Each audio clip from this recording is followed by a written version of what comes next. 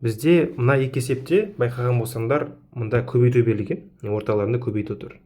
Демек мен бұны керісінше қосындыға айналдыруым керек. Мына жерде тоже көбейту тұр, тоже бұны бір айырмаға айналдыруым керек. Негізі айырма екенін де бір ғана түсінікті, өйткені менде алдында мында минус тұр. Енді керек формулаларды тоже көз алдымызда тұру мақсатында жазып алайық былай. Яғни менде косинус x қосылған косинус y болған кезде, ол менде былай ашылатын еді.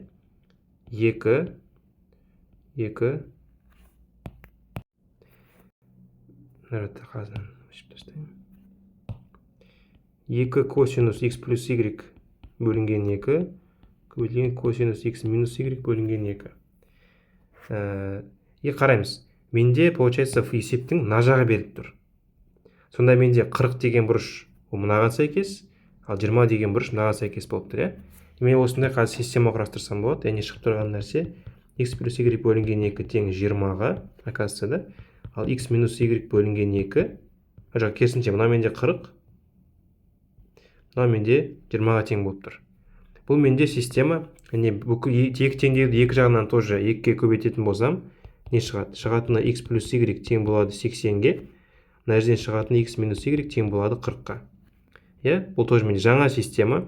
Бұл жерде менде, яғни қиын емес түсіну, x тең болады менде 60 болады, y тең болады 20. Орысша айтқанда методын подбора деп айтамыз, то есть көзімізге бірден көрінеді, то что x акасы 60 деп алсам, y 20 деп алатын болсам, ол менде осындай мәндерді береді екен. Енді формуланың маған мына жағын қайтып алып келу керек. Қайтып алып келетін болсақ, ол былай шығады.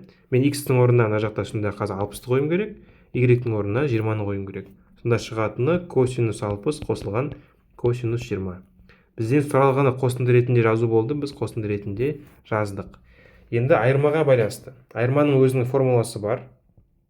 Оны тоже жақсы көз алдымызда тұрсын, әрине. Сол сетіне жаққа бөлек жазып алам.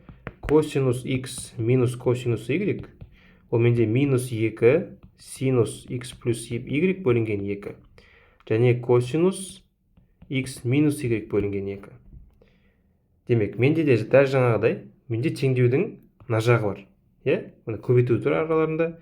Демек, мен мына 5 альфаны мынау деп алсам болады, 2 альфаны мынау деп алсам болады екен.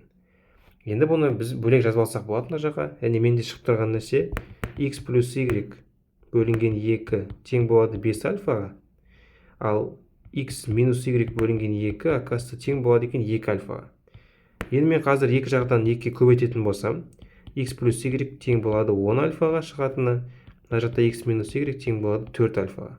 Бұл менде системада менде тоже бүйтіп мұқият қарайтын болсам, онда менде көрінеді, менде, то что x тең менде 7 альфа, y тең 3 альфа деп алатын болсам, қосқан кезде 10-ды беріп тұр, аз айтқан кезде 4-ті беріп тұр. Осылай шығаруға болады екен. Енді маған теңдеудің мына жағын қайтару керек.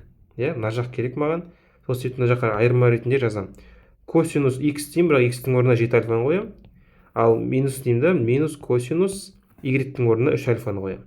Сол кезде мен мына берілген есепті өрнекті айырма ретінде жаза алдым.